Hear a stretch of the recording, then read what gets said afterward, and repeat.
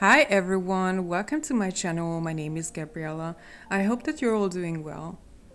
In today's video, as the title suggests, I will be swatching out my favorite watercolors in my Fabriano Venezia sketchbook. If you watch me, you'll know that I'm not really a swatching channel. In fact, I don't think I have made a similar video before where I show a collection of my favorite colors. Disclaimer: this is not an in-depth review of any of the paints that I will be showing. Also, please note that I'm not very brand loyal. I use a bunch of different brands. Unless it's a super budget supply, I will typically buy individual colors open stock after doing my research. I would say I'm more loyal to my favorite pigments rather than brands. Whoever offers that particular pigment that I'm looking for, preferably for a reasonable price in my area, is the brand that I will go for. When it comes to pans versus tubes, up until 2022, I only bought pans, and by early 2023, I completely switched to buying tube paints only. The number one reason for that is the price. Tube paints are significantly cheaper than pans if you calculate the price per quantity. For instance, a 15 ml tube is normally enough to fill up 3 large pans, often for the same price. Also, I came to realize that I like to use all sorts of palettes, not just the standard tins made for storing conventional pans. I really enjoy filling up like empty cake watercolor palettes and also my white Royal and Langnickel palette that I often use in my videos. And yeah, for obvious reasons, I can only use tube paints for those. Moving on to the actual swatching part, the first color that I'm swatching out is PY150 Nickel Azo Yellow, which is an absolute must for me in every palette that I own. Renaissance Poland calls this pigment transparent yellow, and that's actually a fitting name for a beautiful, clean, completely transparent, and highly staining yellow that's ideal for mixing realistic looking greens. I also have this exact same pigment from White Nights, but I was only able to buy it in a pan form. For some reason, we don't get all the tube versions of White Nights paints here where I live. I keep the pan in this modified Derwent Line and Wash palette that I recently put together. I recommend both Renaissance and White Nights version, by the way, they are both excellent.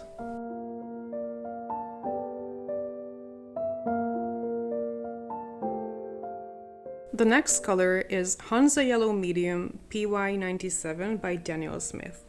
This is one of my all-time favorite yellows that I have ever tried. It's a bit more opaque leaning than my other yellow, but it mixes beautifully and it creates amazing realistic looking greens. It's a highly pigmented, juicy mid-yellow that I highly recommend. I was not able to find this pigment in more affordable brands, so I bought it from Daniel Smith, but I absolutely have no regrets paying for it because I love this yellow so much. But here's a similar looking mid-yellow hue that I've also been loving lately that's also much cheaper than Daniel Smith. It's Gamboge by Royal Talents' Van Gogh range. It's made up of two pigments, PY154 and PO48 Quinacridone Burnt Orange, which is quite a surprise in a student-grade brand. Again, a highly useful yellow that I recommend for mixing beautiful greens.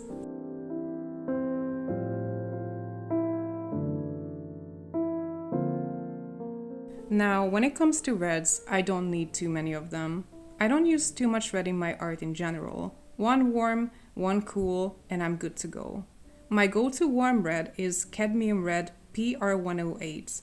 The one that I'm swatching right now is by the Hungarian brand Pannon Color.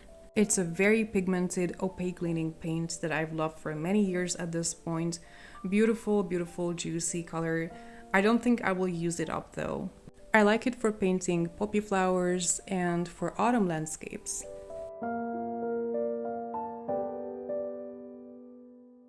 And my go-to cool red is PV19 Red Shade Quinacridone Rose. It's the most beautiful pink that I have ever come across. I actually do prefer this over Magenta PR122. Actually, I don't even have magenta on most of my palettes.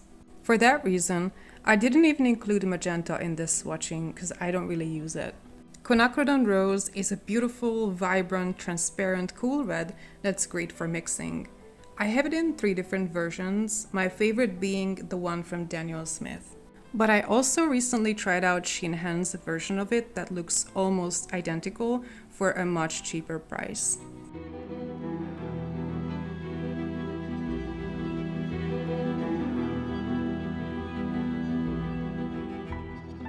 I also have Van Gogh's Quinacridone Rose that I can no longer show you in a tube form because I have already squeezed it all out. The Van Gogh is a cooler version of PV19 and I actually prefer the warm one, but nonetheless it's a great affordable alternative. What I mean by warm and cool here is one is closer to red and the other one leans more towards purple. The next one on my favorites list is a convenience mix that you actually don't need, especially on a more limited palette. It's Shinhan's Verditor Blue that's made up of cobalt blue and white, so it's a pastel baby blue color. This is the only form of cobalt blue that I use. It's great for painting skies, especially in quick sketchbook paintings like the ones that I do in my mini art creation sketchbook. Moving on to classic Phthalo Blue PB15 that I have from Daniel Smith. I like phthalo blue a lot and I prefer for it to be really clean and pigmented, which is why I chose to buy it from Daniel Smith.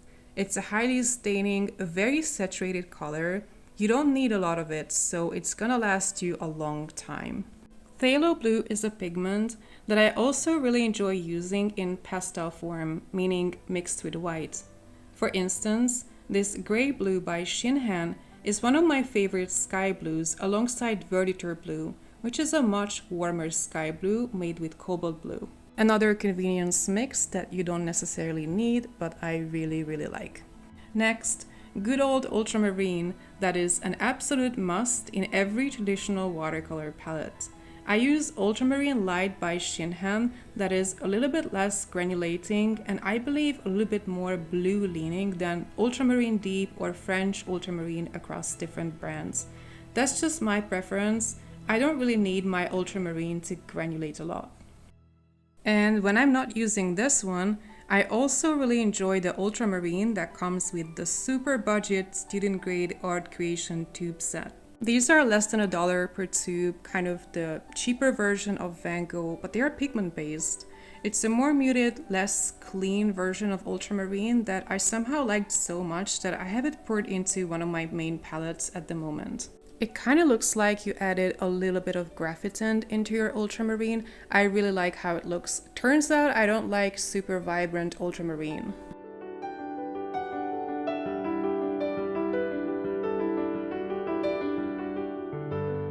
Moving on to an absolute staple in my art, you must have seen me use it a zillion times if you watch my channel.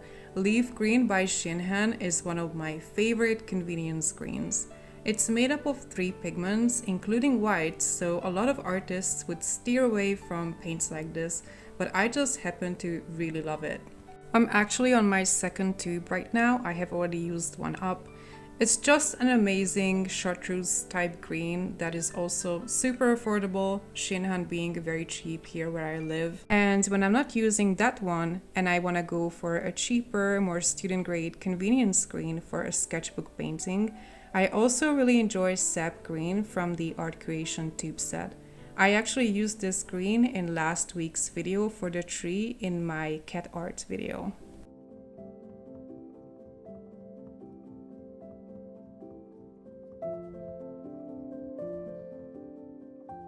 My next favorite green is PG8, which is not very common in Western European brands. However, it is very common in Eastern European and East Asian brands. I have it in 2 versions, White Nights and Shinhan PWC. The Russian version is actually just called green. I'm not sure why I wrote forest green on my chart. I think it's a stunning looking deep green that unfortunately a lot of artists shy away from due to medium light fastness. But unless you're selling your originals, I think it's great for sketchbooking and practice painting. Shinhan calls this pigment sap green, which is kind of a unique single pigment version of sap green if you prefer monopigments only. I have it on my palette and I do use it, but I don't find it as deep and as interesting as White Knight's version. Another green that White Knights is unbeatable at is chromium oxide green. I was lucky enough to buy a couple of tubes of their chromium oxide green a while ago, it's a staple on my palette. A fully light fast, opaque leaning, muted green that makes beautiful, realistic looking mixes with various yellows. I also often mix it into my Shinhan leaf green to make it a bit richer. BG17 is really an underappreciated pigment that I think needs more attention and recognition. For comparison, this is Pantone Colors' version of it that I have also been using for a long time. However, I don't recommend Shinhan's version of it. As much as I love Shinhan, it looks a lot more pale and it doesn't activate very well.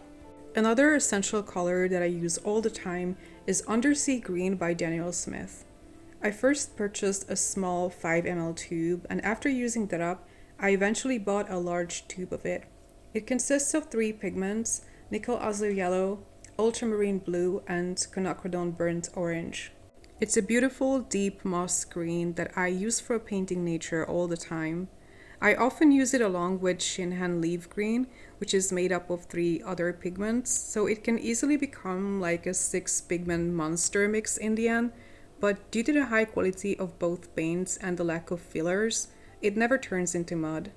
I happen to have Aquarius Green, which is basically Roman Schmal's version of Undersea Green.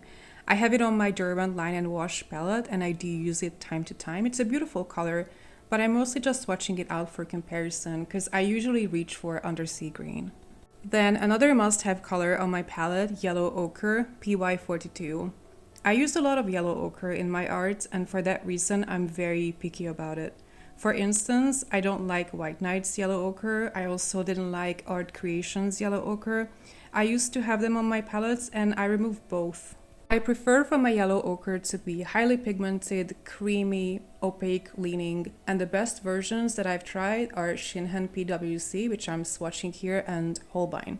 A yellow ochre alternative that I discovered last year and I immediately fell in love with is Chrome Titanate Yellow PBR24 by Daniel Smith.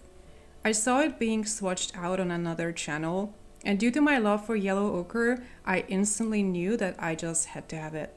It has all the characteristics of a good creamy yellow ochre, except it's a bit warmer, kind of like a gold ochre that some companies offer. It's a beautiful color.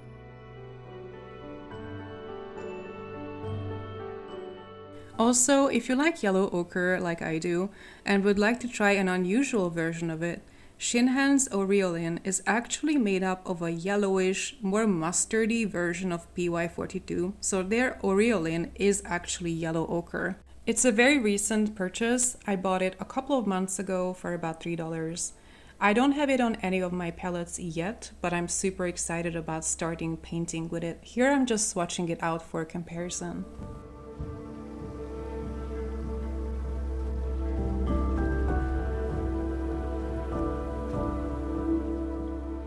Moving on to earth colors, Light Oxide Red PR101 by Van Gogh has been a favorite of mine.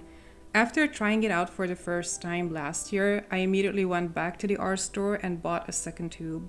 A beautiful, creamy, very opaque earth red color that has been a staple. You can see me use it very often in my videos. It's just one of my all-time favorite colors. I never get tired of it. I could paint with this every day. I've recently discovered that I've had the same pigment, PR101, from White Knights as well, from an old set. I'm not sure what they call it, maybe English Red. I forgot that I had it. It's an equally beautiful version of the same pigment. I highly recommend this one as well. Then of course, a classic, quinacridone burnt orange P048 from Daniel Smith. Very expensive pigment. I paid a lot of money for it, but it's a beautiful, highly versatile mixing pigment that I just love to have.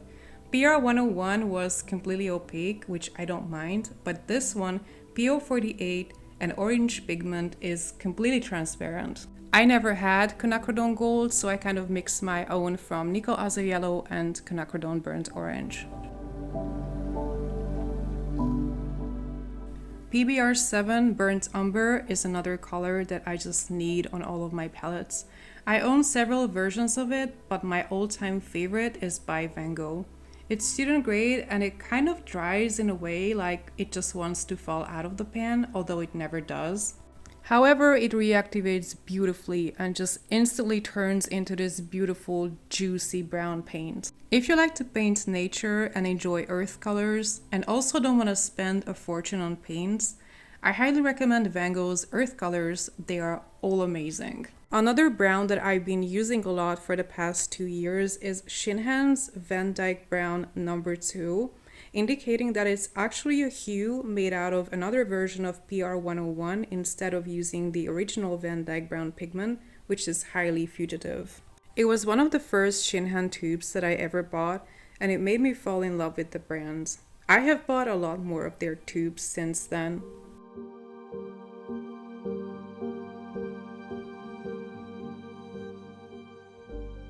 For grays, I either use graphitins or I will typically reach for my choosing keeping Gansai paints.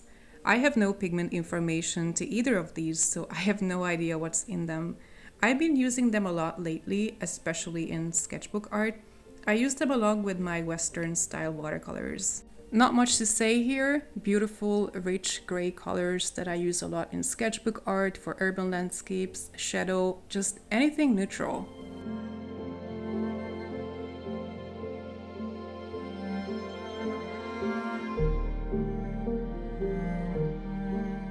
And finally, Oxide Black PBK11 by Van Gogh, that has been my go-to black this year, along with the Choosing Keeping Gansai Black. It's a highly granulating color, which I'm generally not a fan of, but as a mixing black, it can create beautiful earthy textures that I quite like. Previously, I had both Roman Schmalz and Renaissance Poland's versions of PBK11, and I didn't like either of them.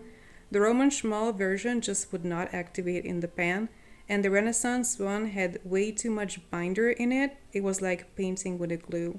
I eventually came across the Van Gogh version, which became my favorite, and I've been using it ever since. And for reference, here's the Choosing Keeping Gansai Black that I also use a lot. I have no idea what pigment it's made of. It's just a beautiful deep black paint that I like to use as well. And that concludes swatching my favorite watercolors. It's been such a long video. I sincerely hope that it was worth watching it. Here's some footage of all the colors after drying or almost drying. I hope this video has been in some way useful and enjoyable. Let me know in the comments what pigments you think I should have included or what pigments you recommend for me to try. Other than that, that's it for today. I hope you enjoyed this video. If you did, please give me a thumbs up and leave me a comment. Thank you for watching to the end. Take care and see you next time. Bye!